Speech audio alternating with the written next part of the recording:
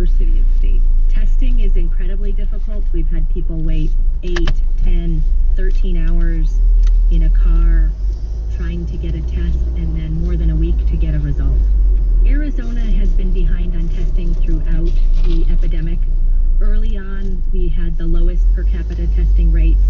I have been requesting federal support for many months. Originally, they said we just didn't have the virus caseload to justify federal support.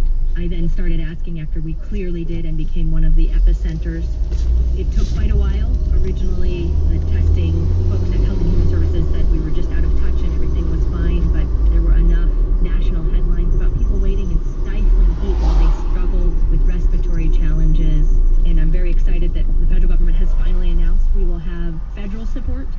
We have been using private resources and our universities throughout, but that additional government support is so important when the levels are so high. We've hit positive rates above 25%, really one of the highest positive rates you've seen anywhere in the country, and there's a concern that means we are not testing at the appropriate levels.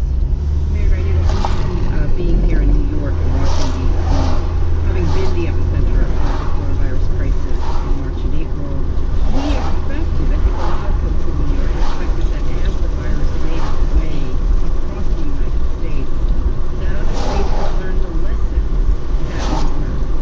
What happened in your estimation in Arizona? Are people taking this seriously? Was it just a confluence of events? Why are we seeing this happen? Some people in Arizona believe that it would follow the seasonal flu patterns where we don't see a lot of spread in the summer. Others, particularly our young people, just consider this to be something that is an affliction of older adults. We reopened too quickly in Arizona. The Centers for Disease Control guidelines say that you should not have uses such as crowded bars until phase 3 of reopening. Our governor decided to reopen before we had the 14 days of declining COVID cases that the Centers for Disease Control recommended. And then he went straight to many phase 3 uses, including those nightclubs. We saw a huge surge in cases among 20 to 44-year-olds. Many of those individuals have parents and grandparents who then got the virus, but it was really our younger residents who were responsible for so many of the caseloads during our rapid climb over the last weeks. Has the tone among the constituents begun to change given what we're talking about, given the high rates of infection right now? Are people now more likely to wear masks than they may have been a couple of weeks ago? From my perspective, over the last week, almost everyone I know now knows someone who's had severe health impacts or who's passed away. When it becomes personal, it becomes easier to justify wearing a mask. And I understand masks are uncomfortable. It is quite hot here. And, you know, as the mother of a small child, it is hard to convince him to do it.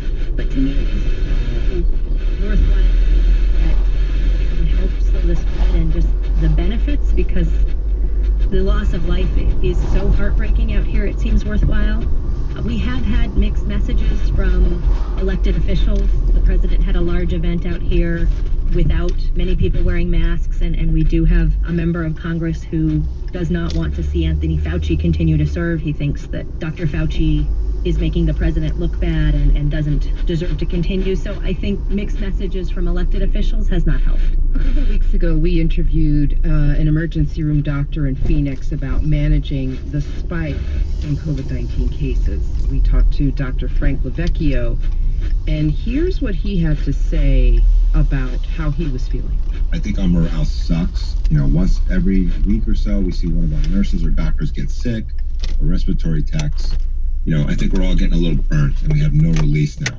Mayor Gallego, how do you respond to Dr. LoVecchio?